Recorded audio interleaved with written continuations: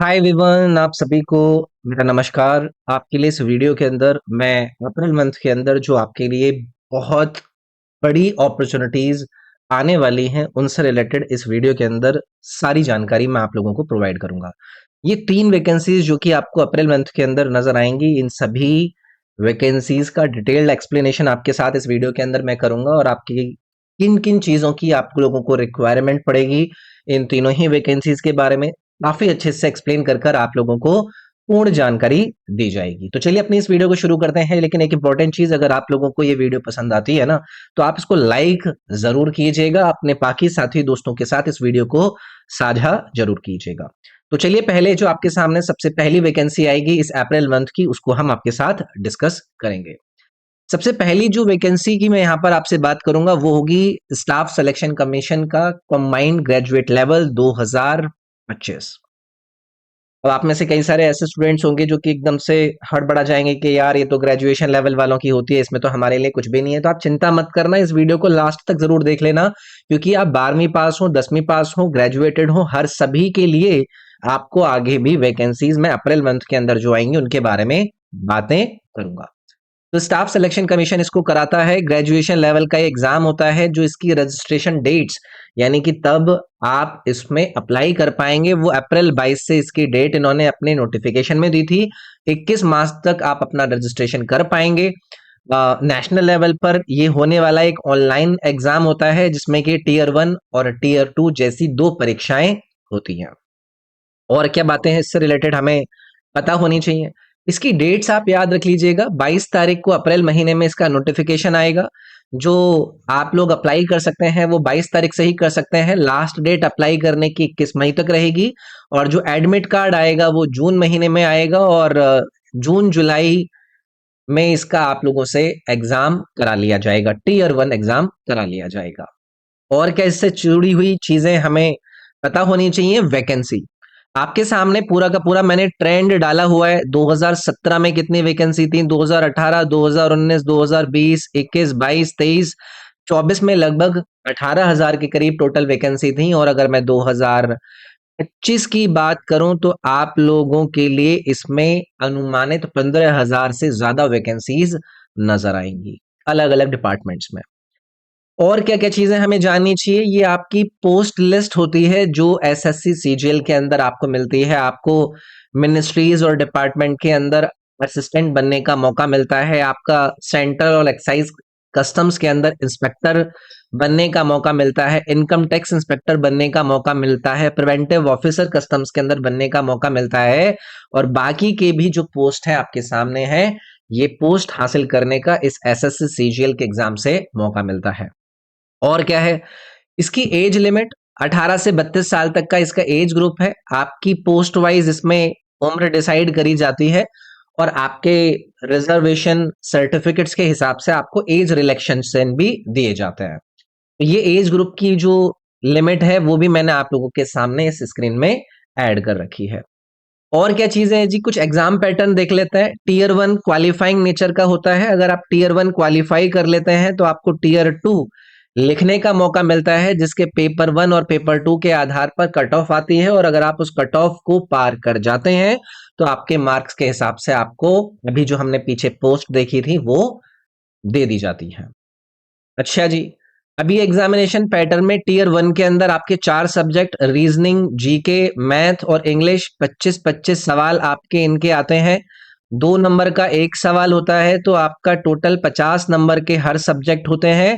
और कुल 200 नंबर का आपके 100 सवालों के कलेक्शन के साथ मिलता है टीयर 1 का एग्जाम। 60 मिनट दिए जाते हैं।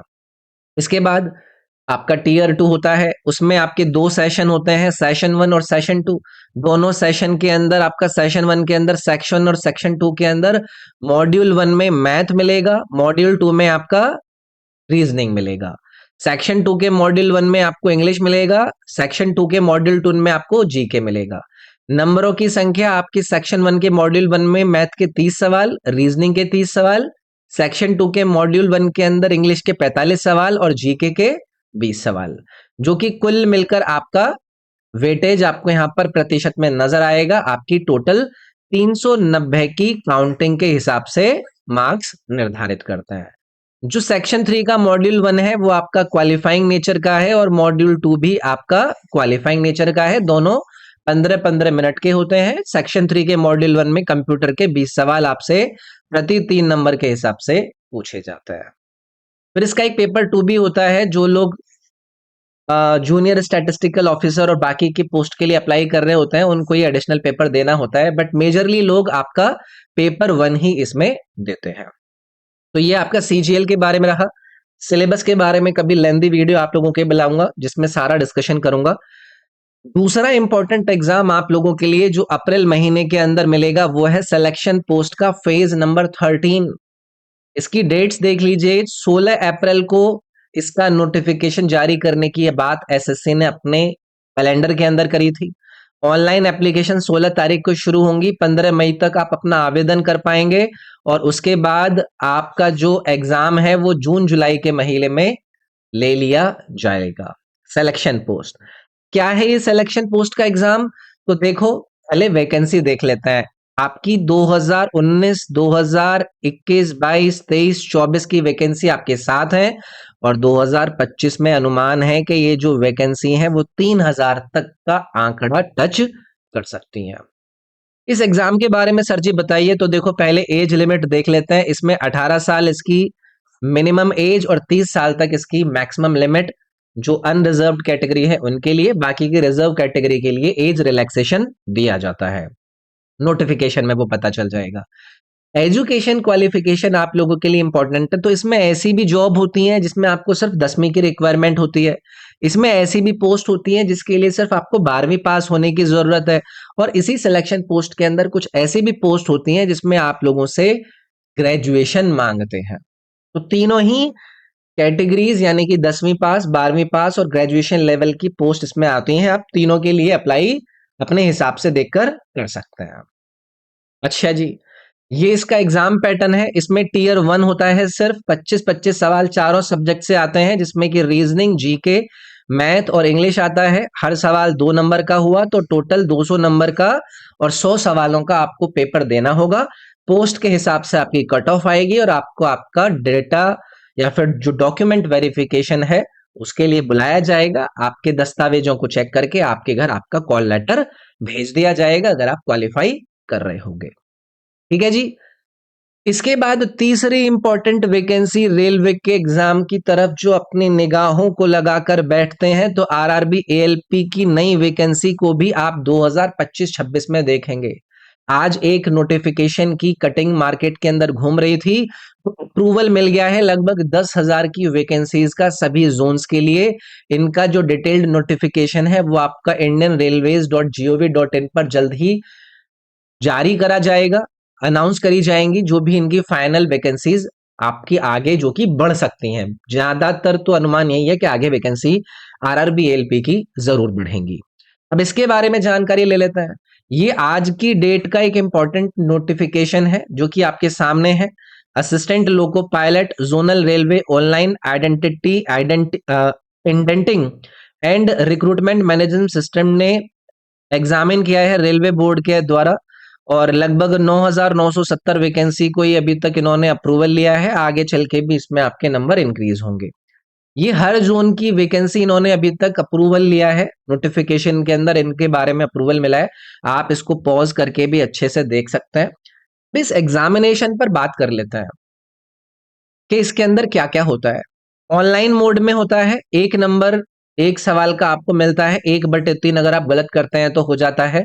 इसमें सीबीटी 1 और सीबीटी 2 होते हैं। सीबीटी 1 में आपके 75 सवाल 75 नंबर के और सीबीटी 2 में 175 सवाल 175 नंबर के आप लोगों से पूछ लिए जाते हैं। उसके बाद आप लोगों को ये पता करना है कि सीबीटी 1 में क्या आएंगे। मैथ आएगा, रीजनिंग आएगा, साइंस आएगा और जी के जीएस आएगा। तो इसमें मैथ के 20 सवाल, रीजनिंग के 25 सवाल, साइंस के 20 और आपके जी के जीएस करंट अफेयर के 10 सवाल। उसी हिसाब से आपके यहाँ पर नंबर है 75 नंबरों का पेपर, 75 सवालों का पेपर और समय दिया जाएगा आपको सीबीटी 1 में 60 मिनट का। उसके बाद सीबीटी 2 के अंदर आपके पेपर 1 में आपका मैथ, रीजनिंग और बेसिक साइंस और इंजीनियरिंग पूछा जाएगा। 100 सवाल, 1 नंबर का 1 सवाल यानी कि 100 नंबर का पेपर और इसको करने के लिए मिलेंगे आपको 90 मिनट। आपकी रेलिवेंट ट्रेड के अनुसार आपका पेपर 2 होगा, जिसमें 75 सवाल 75 मिनट में 75 मार्क्स के 60 मिनट में आपको करने होंगे। टोटल 175 का 175 नंबर का आपको 150 मिनट में करना होगा। ठीक है भाई। तो ड्यूरेशन इसमें 90 मिनट का होता है सीबीटी 2 के अंदर, वो मैंने आप लोगों को बताया। तो ये थी यार आपके लिए 3 इंपॉर्टेंट वैकेंसी जो कि आपका इंतजार कर रही हैं अप्रैल मंथ के अंदर। वीडियो आपको फायदेमंद लगी, इस वीडियो को लाइक जरूर कीजिएगा, अपने साथियों के साथ शेयर जरूर कीजिएगा, और कुछ भी अगर आपको डाउट रह गया है तो इस वीडियो के कमेंट सेक्शन में कमेंट करके मुझसे अपना डाउट जरूर क्लियर कीजिएगा। मैं आपकी तैयारी में क्या हेल्प कर सकता हूं, तो देखो ये है मेरा ऐप EDU24।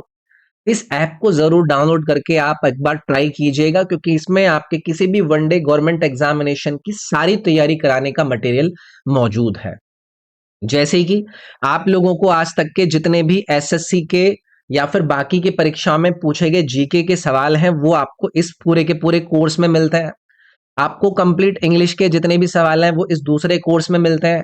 ऐसे ही मैं आपके लिए मैथ का कोर्स और रीजनिंग का कोर्स भी जल्द ही अपने ऐप पर अपलोड कर दूंगा, जिससे कि आप सभी एग्जाम में पूछे गए सवालों को अटेम्प्ट कर सकें, उनसे तैयारी कर सकें। बाकी ये मेरे 4 कोर्सेज मेरे ऐप पर चल रहे हैं, जिनसे आप जुड़ सकते हैं। इंग्लिश, मैथ, रीजनिंग और जीके के कोर्स, इसमें सारी की सारी वीडियोस आपके लिए एक एक करके डल रही हैं, जो कि चारों सब्जेक्ट का पूरा आपको coverage कराएंगी।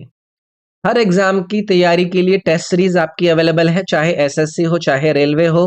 Current affair, static GK, computer, सब चीज आपको मिलेंगी। सारे के सारे जीके के सब्जेक्ट हैं, इनको भी आप जरूर ट्राई कीजिएगा।